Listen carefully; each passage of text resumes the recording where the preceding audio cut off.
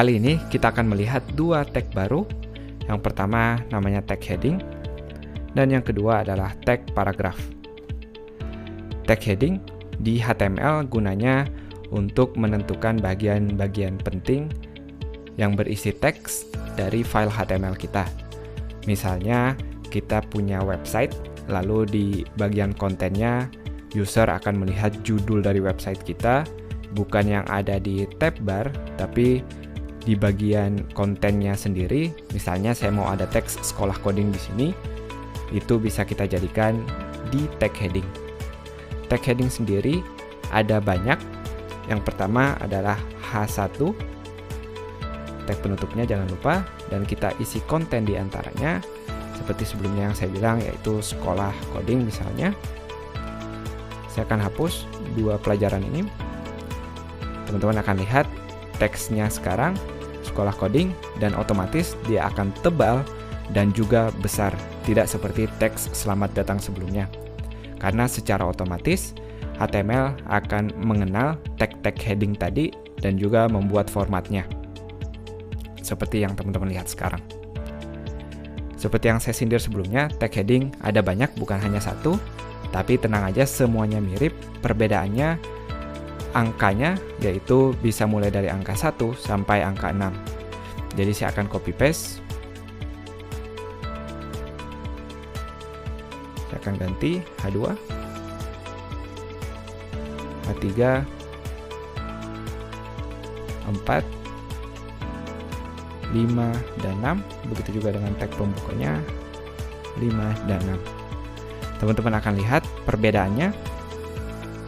Ini dia, secara otomatis sekali lagi HTML akan tahu bahwa tag H1 adalah tag yang paling penting, makanya dia akan bikin besar, begitu sampai urutan ke H6. Itu untuk tag heading tadi. Berikutnya kita akan melihat untuk menulis tag biasa atau paragraf biasa, kita menggunakan tag P atau tag paragraf. Tulisannya cukup dengan tag P pembuka dan tag P penutup. Contoh kasusnya, kita mau menulis teks, misalnya saya akan menuliskan selamat datang di website sekolah coding. HTML akan tahu bahwa ini adalah tag P biasa, maka dia tidak akan tebal seperti tag heading tadi. Penggunaan heading sendiri memang cukup aneh pada contoh ini.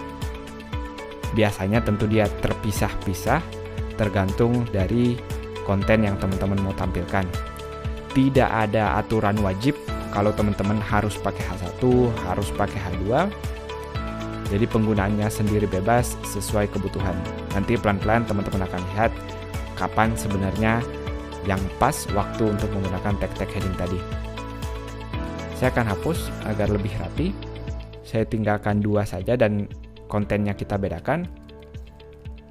Tag H2 saya akan gunakan untuk subjudul dari judul sekolah coding kita, yaitu tutorial online untuk belajar membuat website. Kita akan lihat sekarang seperti ini. Itu dia. Saya rangkum lagi. Yang pertama kita belajar tentang tag heading. Tag heading gunanya untuk menerangkan bagian-bagian penting atau judul-judul utama dari website kita. Dan yang kedua adalah tag paragraf. Penggunaannya dengan tulisan huruf P, tetap dengan tag penutup, lalu isinya bisa paragraf atau teks apa saja. Jadi kalau di video sebelumnya saya nulis selamat datang seperti ini nggak lazim atau nggak umum digunakan. Aturan-aturannya, kalau teman-teman mau nulis tulisan biasa maka dibungkus di dalam tag P seperti ini. Kalau mau nentuin bagian-bagian penting atau judul-judul, kita menggunakan tag heading seperti ini. Itu dia, semoga jelas. Sampai jumpa di video berikutnya.